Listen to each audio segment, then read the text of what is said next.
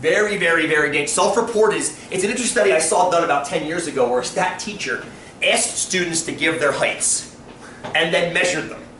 And there was a significant difference. People overestimated their heights. You know, it must be how tall I am. 5'11" and a half, depending on the time of day. I mean, as the day goes on, gravity pulls me down. Tallest when you get up in the morning, laying flat. Assuming you sleep flat, not upside down. Or if you went for a run, you sleep like I could be 6 feet if I slept upside down, like a bat. Stretch myself out overnight. I'm 6 feet tall. But the idea is there's always going to be some uncertainty in a sample drawn. Now there are ways to adjust for that. So Tara, not to give you a calculation, but how to apply that, I give you a Gallup poll. May I switch to this one? Is that okay? Are you guys still writing a bit about margin of error? Are we okay? Almost done writing. Almost done. I'm sorry. I'll talk slow. That's impossible. Go ahead, Faith. No, so I'm almost done writing. Well, that's okay. Oh, you still need the... Yeah, you switched. I did. Bastards. I was thinking here, which of those always going to be Uncertainty. Oh, yes, yes, yes. This is why I added this line because I think it's so crucial. I'm glad you said this earlier because it got me thinking about it right now before the next slide. Unless you count every single element of your population, you are not 100% sure of the result you get. There has to be some wiggle room. The smaller, the more wiggle. Now, there's not a proportion. This is the tricky part that you want to ask about, which is, wait a minute, they got 379. That's nowhere near enough. Suppose there's a million caffeine addicts. You're telling me 379? Believe it or not, that's a huge chunk. Statistically. Not proportionally, but statistically, because you get interesting things like this is generally very, very close to zero, a very small positive number. This guy right here is not linear. All the stuff we'll deal with in this class, starting now, going for 10 weeks. Bell curve, exactly, bell curve. So, since it's not linear and because we're dealing with very, very weird exponential type growth, or decay in some cases, these numbers don't act like you would expect them to act.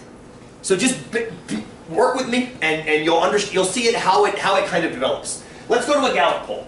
I'm going to have one similar to you guys, for you guys next week. I'm thinking about looking at public opinion on ISIS or something like that, something a little more tiny.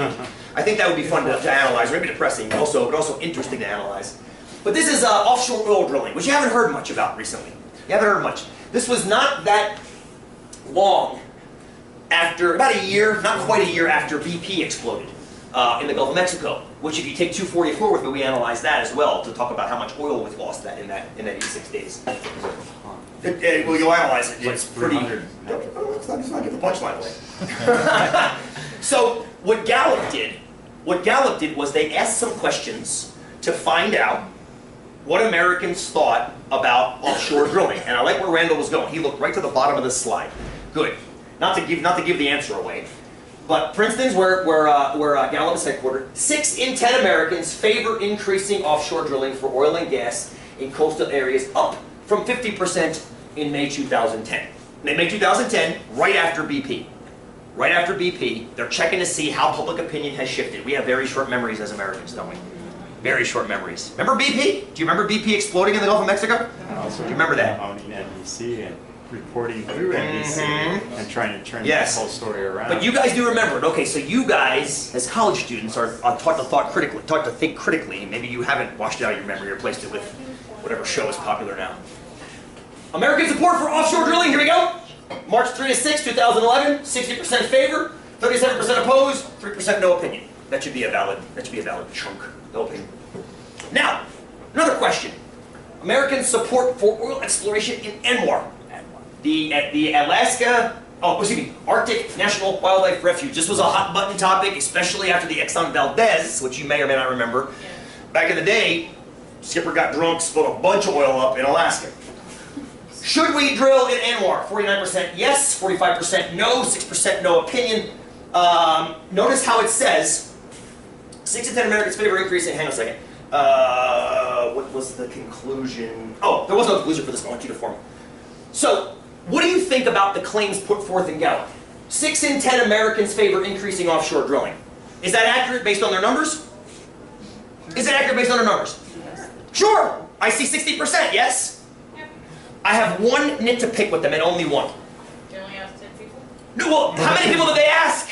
Now, some of you sitting near the back might not be able to see this. Stand up and look down. I can't make it go up, unfortunately. This is always in the polls. You have to go look for it sometimes. I had to copy and paste it in because it was so far down.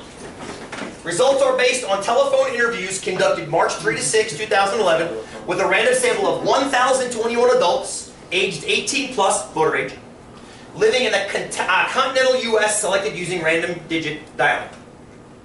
So my nit to pick with this result is what? United States. Don't worry about the big enough sample. It's actually big enough, believe it or not. Area code? The big enough is okay. That's more of a 244 question. It's okay, believe it or not, 1,000 is close to being enough. Say again. Area code? They didn't ask anybody in Alaska or Hawaii. Continental U.S. They didn't ask anybody in Alaska, which is kind of where Anwar is. Right? They didn't ask anybody in Hawaii, which is all coastline. These are about coastal and Alaska drilling.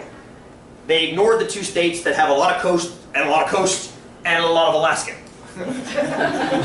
Fair? Yeah. Now, so my complaint is not in the 6 and 10 kind of, it's the fact that they say 6 and 10 Americans. No. It's not 6 and 10 Americans. It's in your sample of contiguous American that you sampled, 6 and 10 said they agreed.